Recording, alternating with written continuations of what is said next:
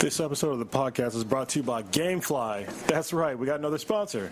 GameFly has over 8,000 new releases of classics available for pretty much every single console available. This is basically the best deal if you're a gamer on a budget. For a low monthly fee, they will send you a game basically to rent, and then when you're done playing it, you send it back and they'll send you another one, whatever's on your list. And there's never any late fees as long as you're obviously paying for the service. It works out pretty great. You can also get Blu-rays and DVDs on there as well. So I would highly recommend it if you play one game at a time. And I think they also have other types of deals where you can get more than one at a time. So it's pretty sweet. And if you go to gameflyoffer.com/BThenBTI, you will get a free 30-day trial. So it's pretty sweet. You get to try it for free. So once again, it's gameflyoffer.com/BThenBTI.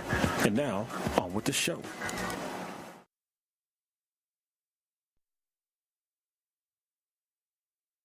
Hey, what's up, people? It's your boy Blue here for the Before the Highest. Rolling here with Prodigy. What up, what up, what up? I almost called you by your real name there. Yeah, there you go. That's all right. Yeah, we're heading to the Infinity Base. Yeah, we got a little kind of pre-interview with our boy Paul. I want to pronounce his last name correctly, so I'll save that for the cast. Yeah. But he's on season 3 of The Strain, which is a really good show. And we're going to do kind of an interview with him, and then we'll do the real deal cast starting at about the regular time. Yeah. Hold up real quick. Sorry, y'all. You're going to have to chill. There's like a smudge on the camera. Take care of it. Yeah. I ain't editing that shit out at all. Yeah. So, I'm going to name the title that. Smudge on the camera. There you go. Other things to really look forward to, in terms of this cast, I know we're going to talk about Stranger Things. Mm-hmm. Because I think everybody has now officially finished it. Yes. And then Mr. Robot. And then everybody is caught up on Mr. Robot. So we're going to go in depth on both of those two shows. Both shows blew my mind. Yeah, they're great. They're great shows. Shit, what the fuck? Oh, and we got to talk about I want to pronounce it right. I think it's Zendaya. Zendaya. Okay. Zendaya, the controversy with her playing Mary J. Blige. Mary J. Blige. Actually, that would be a pretty good casting. But her playing It's going down. Mary Jane. Mary Jane. In Spider-Man Homecoming. I wonder if that would be her name in fucking Homecoming. That'd be hilarious. Mary Jane Blige. Yeah. And then you guys I know you and Kronos and Old Ninja are all playing No Man's Sky. Yeah, we're definitely playing that. I guess there's a video out that's kind of making fun of the game, which is kind of funny. It's been a polarizing game, man. It kind of is. I mean, based off what they showed in the trailer, like originally at San Diego Comic-Con or E3 last year, it's kind of different. I feel like it's not what I expected it to be, but it's still a fun game to play. Yeah. But it's kind of repetitive, though. I get you. But we'll see. Hopefully they'll release some DLCs that will add some more content. There's definitely some features I would like to see on there. Yeah.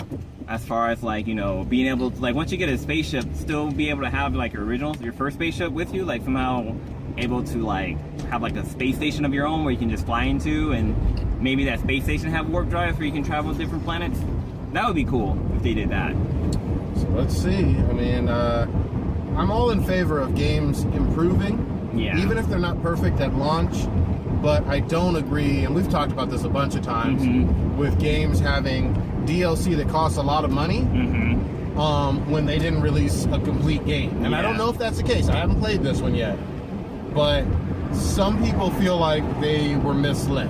Yeah. And that's kind of how, like with Destiny, the original, the demo for Destiny had Venus on there or something like that, and it wasn't in the actual game that was released, so it wasn't up to people's expectations. Yeah, exactly. I mean, Destiny was still a great game, but then it had all these DLCs that were super expensive, which filled in gaps that should have been part of the game in the beginning. I will always contend, and we've talked about this a bunch of times, I feel like Destiny didn't deliver on what was promised. And for being an MMO on the consoles, even though there were a lot of people on there and having a lot of fun with the gameplay, it kind of failed at launch.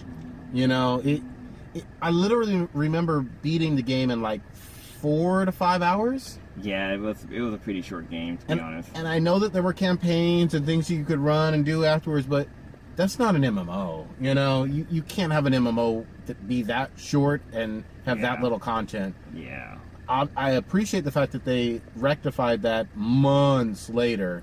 I kind of like how the Division kind of does their MMO portion of the game. Like some of the levels, like it's hard to pass by yourself. Like you have to squad up. Yep. And I kind of like that because it gets you to game with your friends. Yeah. Squad up and stuff like that. Because recently we squad up on the Division. Yeah, that was a lot of fun. Sunday night or something like that. Yeah. Well, what was a good time. What was really cool is we were like, me and Blue were low level on the Division. Yeah, I was like level 8, I think, in the beginning. Yeah, and then we leveled up by just kind of tagging along. And I tried to. Yeah, my little fucking pap gun. It's all pap.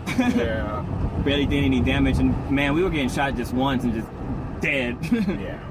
But I like the concept of MMOs. We really didn't have them that much on the previous console generation. Yeah. For the PS3 and whatnot. It's been more of a PC thing.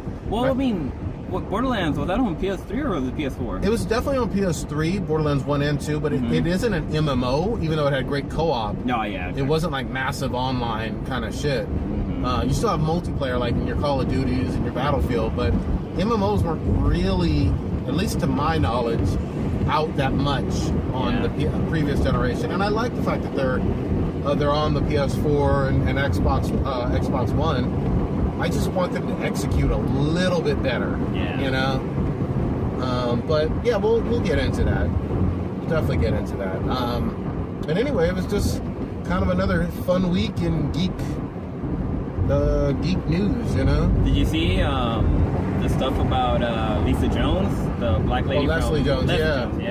Yeah, I mean, obviously, I think we should talk about it. Yeah, I mean, just saw it today when I was on Bard. Yeah, it sounds like she got some nude photos or sex stuff released. Yeah. I mean, here, I always say this, and it's going to sound like I'm blaming the person who got hacked or whatever, but the only way for that to never happen to you is to never record it, you know?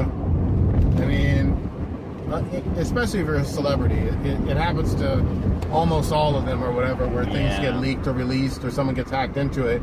It's not right. Yeah, it's definitely not right. But it's going to happen if you're famous. Even if you're not famous and someone really wants to see that stuff, you can get hacked. Yeah, and like everybody, like, gotta have your little freak flag flying. You want to show off the goods to whoever you're dating or, you know, your significant other. Like, it sucks that she got hacked, but then again, it's like, you know, when you have your stuff out there, you know, there's that chance that it can happen. Yep. And I guess for me, and we'll talk about this, but it's always the woe is me, Leslie Jones stuff. Leslie, I mean, obviously she got a lot of Twitter hate, and, you know, I'm not saying that it's right that she got Twitter hate or whatever, based on the movie or based on racism or whatever it was, but, you know, she's also a multimillionaire, she's also very successful, she's also a celebrity. Yeah. You know, she also probably had the best year of her life financially, you know, because a lot of people didn't know who the hell Leslie Jones was until this year. Yeah, I didn't know who she was. Yeah, so I'll trade lives with her in terms of, you know, financially any day of the week. You know? I'll put my dick out there. Yeah, exactly. Give me a few million. And I think she'll be fine, you know. Obviously, if she didn't feel quote-unquote safe on Twitter and she's too sensitive for it, then nobody says you have to be on Twitter. Leave. You know? And look at, like, everybody else who's part of the whole Fabbening Gate, Fab Gate, is that what it's called? Fabbening, yeah. Yeah, like, you know, that was years ago, and, like, nobody really talks about that much anymore. No. There's so much porn on the internet, you know, you don't even have to go crazy for celebrity porn. Because there's better stuff out there. Exactly.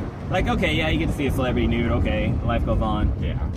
And, you know, obviously it's not okay for those people, but, you know, things happen. And I hope that nobody gets hacked or whatever, but, you know, Mr. Robot is real. Yeah, it's definitely out there. If you get a call and somebody asks you what's your account got hacked and they need to find out, like, what's your pet's name or your mom's name and stuff like that, don't fall for it. Yeah, don't fall for shit. They're phishing. Don't fall for shit. But yeah, and then I'm just looking forward to it. I mean, it's almost the end of August. We got some big events coming up later on in September, and then obviously all the new shows and new games in the fall coming out, and it's just been a great year so far. Oh, I meant to add onto the list the whole the Batman TellTale game. Oh no, I added it on there. Oh, you added it? All right, cool. Because you're the only one on the squad who's played it, and I definitely want to get your take. I love TellTale and the way that they tell stories and do their games. So far, like I've been playing it because it's is it called turn-based, where you don't actually like control the character, like you have to like hit the button in sync or whatever the game. Yeah. It's like that dungeon layer game. Okay. But the decision you make have an impact on the game, and there's like a scene in there where you're like Falcone comes to Wayne's house. Okay. And I'm trying to be Bruce Wayne. I'm trying to be like, okay, what do I think he would say? But then it'll show you, like, it will have like a little icon up there that says, oh, this he's gonna remember this action that you pulled. I'm like, fuck, I hope I didn't fuck up. Yeah. Because literally I told the dude to get the fuck out of my house. Like, hey, I'm not working with you.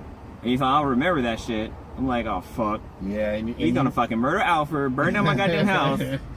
And you won't know until the end. I won't know until the end. And TellTale does this thing where it's like, however you play it, that's kind of the way it is for the whole season. Yeah. And even into season 2 with The Walking Dead. So your decisions definitely matter, and I like that about those games. And I never go back and play them.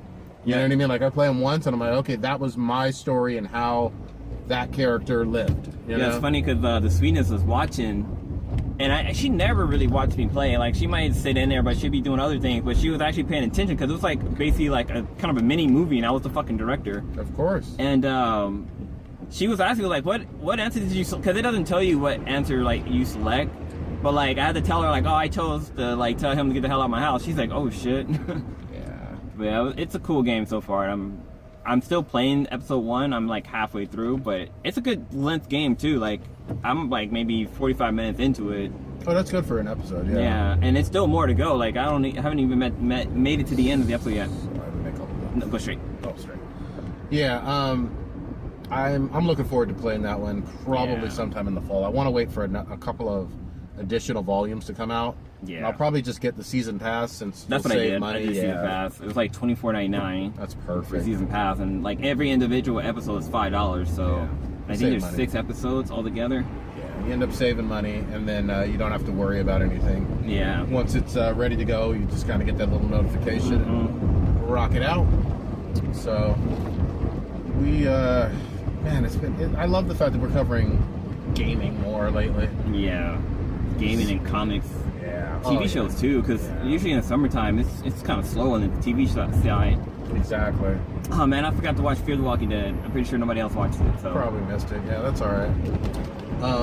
And then obviously on comics, Rebirth has just been really, really good. Oh yeah, I saw that post you had earlier about the whole Deadpool having the symbiotic suit.